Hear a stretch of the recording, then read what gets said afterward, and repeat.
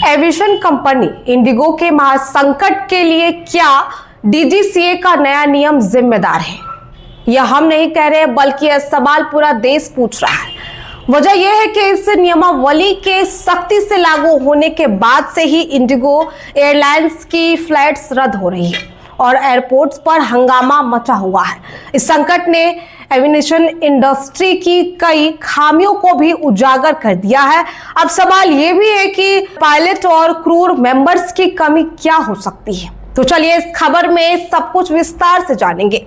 तो देखिए, इंडिगो का संकट लगातार 5वें दिन भी जारी है और शनिवार को भी कंपनी ने कई बड़े एयरपोर्ट से लगभग 400 विमानों को रद्द किया और अब भी हजारों यात्री इस अव्यवस्था के कुचक्र में फंसे हुए हैं और बेहद परेशान भी है। यात्रियों को कई ऐसी समस्या आ रही है जिससे वो काफी परेशान है, लेकिन उम्मीद जताई जा रही है कि जल्द ही यह अव्यवस्था समाप्त हो जाएगी। आगे आपको बता दें कि फ्लाइट ड्यूटी टाइम लिमिटेड 1 नवंबर से सख्ती से प्रभावी हुआ, जहां से इंडिगो के पास पायलट और क्रू मेंबर्स की भारी कमी हो गई थी। चूंकि नए नियमों के अनुसार पायलट को जरूरी आराम और अवकाश देना अनिवार्य हो गया था, इसलिए एक के बाद एक विमान पहले तो डिले हुई और उसके बाद उन्हें कैंसिल करना पड़ा और इस वजह से विमान सेवा पूरी तरह से प्रभावित हुई, क्योंकि एक दिन में 500 से 1000 फ्लाइट्स कैंसिल हो रहे थे।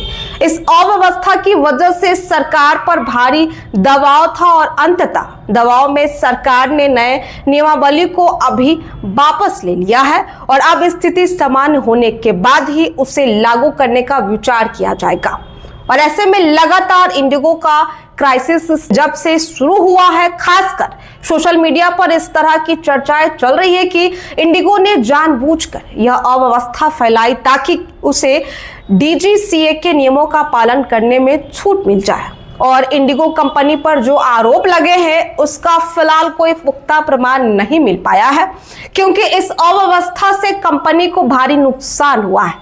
कंपनी को यात्रियों के पैसे वापस करने पड़ रहे हैं और कहीं ना कहीं हंगामा देखने को मिल रहा है, जिससे कंपनी को और ज्यादा परेशानी हो रही है। साथ ही साथ यात्रियों को भी कई ऐसे परेशानियों का सामना करना पड़ रहा है जिससे वो बेहद परेशान है और इंडिगो का शेयर प्राइस भी काफी गिर गया इन सभी तमाम परेशानियों की वजह से। लेकिन बड़ी बात यह है कि इंडिगो ने जारी अव्यवस्था के पीछे एफडीएलटी सबसे बड़ा कारण दिखाता है।